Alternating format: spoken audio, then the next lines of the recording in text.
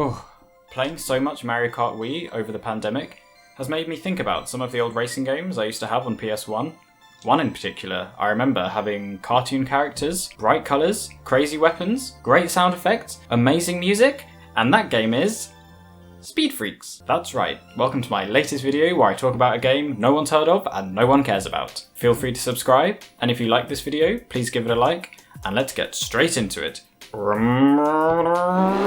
Speed Freaks was developed by Funcom and released in Europe September 1999 on the PlayStation 1, but was held back by Sony Computer Entertainment America until April 2000 to avoid competing with Crash Team Racing, and, you know, fair enough. Known as Speed Punks in North America, Speed Freaks is a kart racing game, much like Crash Team Racing and Mario Kart, but instead of being based off a pre-existing series, the characters in the world here are completely original. An opening video with music by Jamiroquai of all people shows 6 crazy kids breaking out of their various schools and homes to go kart racing, and my god they look damn freaky. 90s CGI was something else. Heading to the game, we get to meet them all properly. Monty, Tabitha, Brains, Buster and Wedgie, and my favourite too, Tempest and Monica. You wanted something? Obviously I had to play as Monica because she's one cool chick. Let's go! Let's ride! There are a few different game modes, but for now we'll just play tournament. There are 3 leagues of 4 tracks, easy, medium and hard, where each is unlocked after scoring decently in the previous one.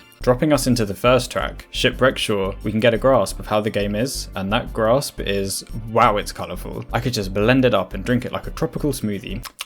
There is a really strong visual appeal to this game, with a lot of things going on at once around us, from flying hot air balloons to spinning windmills, and even a big screen with a view of us. Although it is a bit cute, the graphics feel so clean and crisp, amazing for the PS1. The characters are also good, with a Rayman-esque detached head, arms and even wheels. Speaking of wheels, how does it control? It's great, but with a little bit of a learning curve. The controls are very lively, where you have to be careful to not push the stick too much or you will go flying off. Apparently the developers tried aiming for realistic physics, but with an injection of fun. And boy, I don't know, they are fun, but stressful. The drifting is also incredibly powerful, and should be used much more sparingly than I'm used to.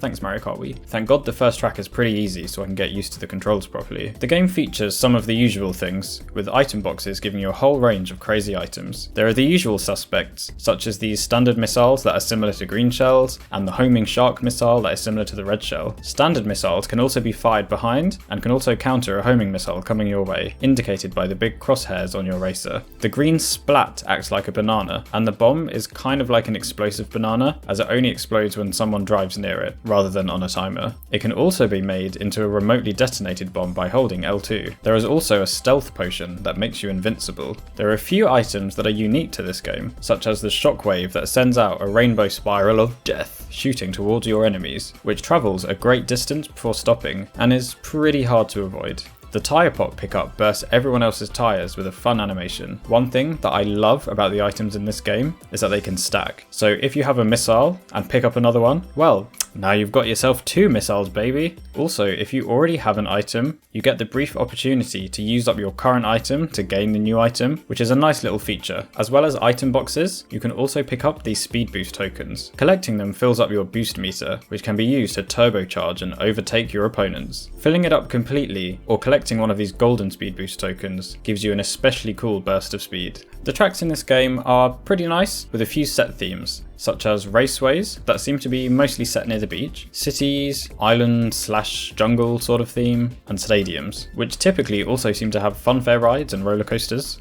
I thought the city tracks were especially cool, some of them giving me very strong Kylie Minogue Can't Get You Out of My Head music video vibes. God, I want to live there. The tracks all have these great little visual flares, such as this helicopter hovering down, this roller coaster coasting by, and this aeroplane landing from above. The routes can be cool, and there are a lot of hidden shortcuts hidden about, such as over this shipwreck in the first track, or up and through this waterfall. In some levels, certain routes unlock throughout the race, such as this left path up the volcano, opening up from the 4th lap. My favourite tracks were the raceway and city themed ones, as I found the driving to be nice and smooth. I did not get on with the Sandy Stadium ones. I just honestly had no control, swerving all about the place. Although it is cute that there are set themes, I think letting each track have its own unique identity would have been better, as they kind of did get a bit confusing and blurred into one. If you manage to complete a whole league with first place in each track, you also get the opportunity to unlock a new character, of which we have Cosworth the dog,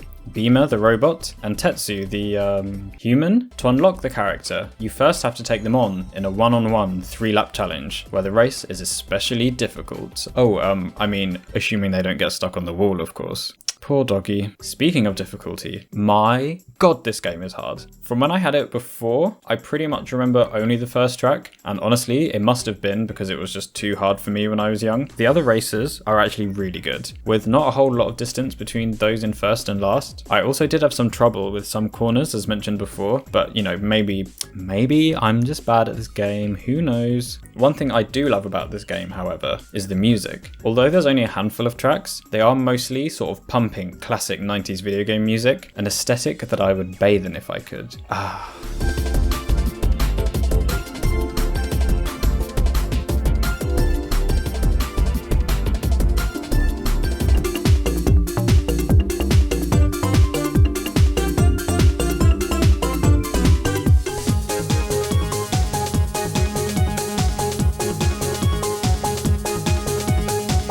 As well as the set tournaments, you can create your own custom playlists of tracks. You can also play individual tracks, time attack to set new records on the tracks, versus to play in a one-on-one battle where pickups can be turned off to make the race purely skill-based, and a multiplayer mode where you can play with up to 4 people split screen. After playing the main tournament, you also unlock bonus extra tracks that can be played in versus and time attack. Overall, it's a great little game. Controls that are a bit hard, but very good once you get used to. Some amazingly clean graphics and fun gameplay, with tracks that are good if not too imaginative, but with some great shortcuts and secret passages, and lots of great visual flair. Does it have anything on Mario Kart? I'm not sure. I think if the characters and world were stronger, maybe it would have had more mass appeal, but regardless, a super cute and deceptively difficult kart racer for the PS1. Well, back to Mario Kart. Thank you so much for watching. Please subscribe if you want to subscribe and give the video a like. I've also just started a Twitch channel, which I'll be probably streaming sporadically for games that I want to do reviews for. Yeah, thanks for watching, and I'll see you next time. I'm in my mum's car. Get out my car! Oh.